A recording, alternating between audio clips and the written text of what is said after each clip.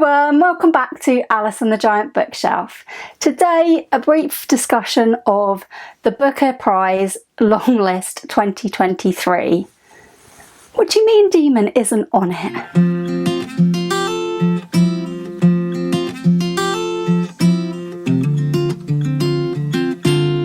Hi everyone, welcome back to my channel, or welcome if you are new. My name's Alice and I have way too many books. And because I have way too many books, I have been saying very firmly this year that I will not be participating in any sort of attempts to read the Booker Prize Longlist. And as long ago as when I was hosting the Women's Prize plodalong with the lovely Gemma and Charlie, we were asked, will you be doing something for the Booker? And my firm stance on the Booker has been that I'm not going to read the long list. I'm not going to get involved in the hype. So today I thought, as the long list came out this morning, I would be honest with you. Am I getting sucked into the hype? Because pretty much all of you thought that I would. So here's my thoughts for what they're worth. I haven't made a predictions video this year. I have watched some prediction videos, mainly because I very much enjoy hearing what people think is going to get listed versus what does get listed. And from what I saw this morning, I think that most people were surprised. I don't know whether pleasantly or unpleasantly. Let me know in the comments down below your thoughts, but certainly surprised at there being quite a lot on this list that nobody was expecting. So the biggest surprise, of course, is Demon Copperhead. I was fully predicting Barbara Kingsolver to do the treble with book awards this year and to win the Booker along with her wins already in the Pulitzer and the Women's Prize. But that is not to be. We have a list of 13 books that does not feature Demon Copperhead. Now, one of the things I did say about the prize was that if Demon wasn't on it, I was boycotting the prize. So I don't really feel that way about it now it comes down to it, but do I feel like I'm sucked into the hype? Let's see. And I have to say, there were, out of 13, there were 5 books that I had sort of vaguely heard of. And when I say heard of, I use the term quite loosely. So these might be like literally, I have recently heard of them. The rest are all new to me. And yeah, I had a quick look this morning. Of course I had a quick look. Can't help but want to look up what books are that are on a list like this, and so I did. So this won't be an in-depth anything about any of these books because I started the day knowing literally nothing about any of these. If you would like that sort of thing, I'm sure there are many reaction videos, predictions videos and so on for you to enjoy. This is a very uninformed look at the list and whether I'm interested in taking on any of these in terms of reading them. I seem to have written down the list in alphabetical order by author's surname. So we start with A Spell of Good Things by Ayobami Adebayo. This one I initially heard of because Charlie, as in Charlie Brooke from Charlie Brooke Reads, predicted this one to be on the Women's Prize long list, and it didn't turn up on that. It has turned up on the Booker Prize long list, and that's all I know about it.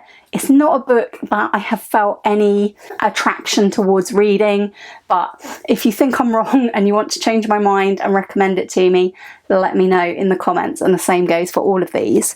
So the second book on the list is Old God's Time by Sebastian Barry. I've heard of this to the point of I've seen it on a bookshelf in a bookshop when it first came out, and I think that's really all I know about it. I'm not especially interested, having looked up the blurb, but not pulling me in as yet. So, Study for Obedience by Sarah Bernstein is one that I had not heard of at all. And this was the first one on the list to pique my interest a little bit. And the main buzzwords coming out about this one that piqued my interest were that it's a bit weird. I'm sure I've already read somewhere this morning that it's for fans of Shirley Jackson. As to the blurb for this one, from what I can remember, it said that a young woman moves in with her brother, whose wife I think has left him, and after her arrival some inexplicable events happen. Marginally interested in this book. I'll be very, very interested to hear what people make of it who are reading it, and it is one that will probably stay on my radar as one I am interested in having a look at if I come across it. So that was the first one I actually bothered to look up in the library catalogue, and the library I think had this one on order, so wait and see, probably won't read it for a while. The next one was If I Survive You by Jonathan Escoffery. I had heard of this one. I think maybe I'd heard of it for the BookTube prize. Possibly, it may have been on the long list, but I can't remember.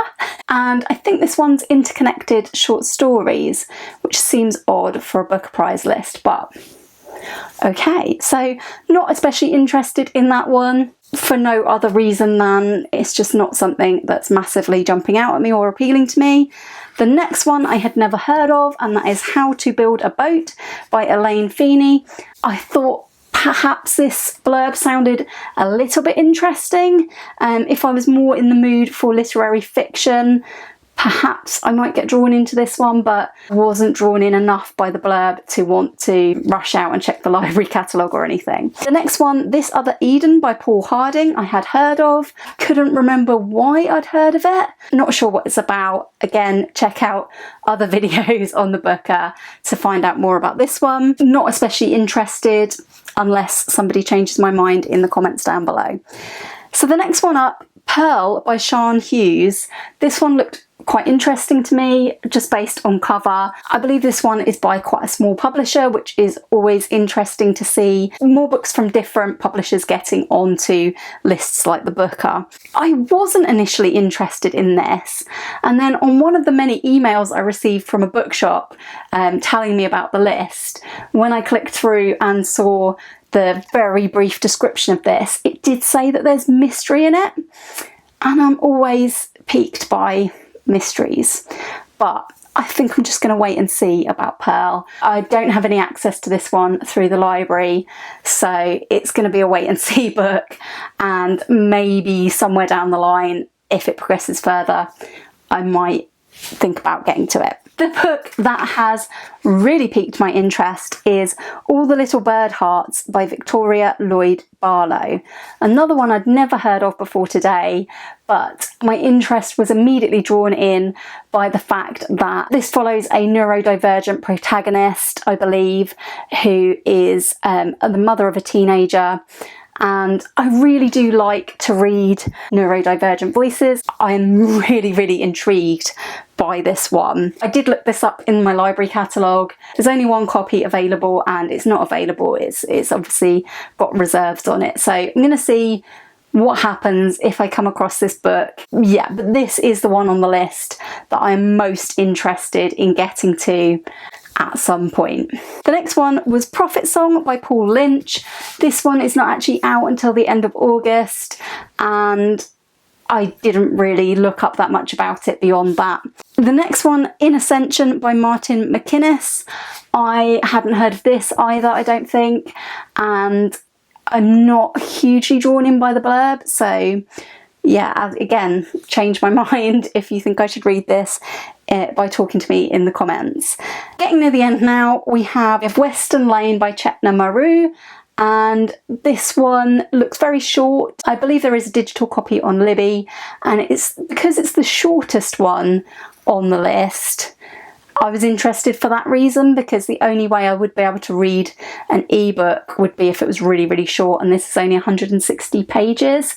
But I don't think I'm especially interested in the content of this, so I'm leaving it for now. In contrast to that, the biggest chunker on the list at over 600 pages is The Bee Sting by Paul Murray. Again, I don't think I'd heard of this, but when I saw a picture of the cover looked familiar, but I may have just seen that again on one of many book emails. So don't know anything about this other than it is quite chunky, and that would put me off picking it up probably, unless everybody says it's amazing.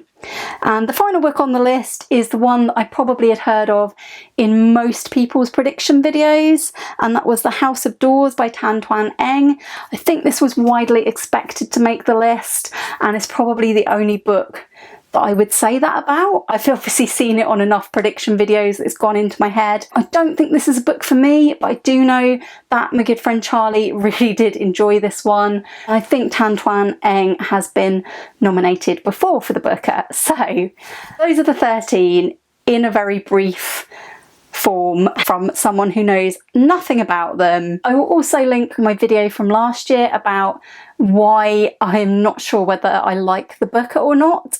I think there are two major reasons why I am going to remain strong having seen the long list, and I'm not going to join in with the Booker hype or try to read the long list. Those are: one, I often find I don't get on with Booker Prize books.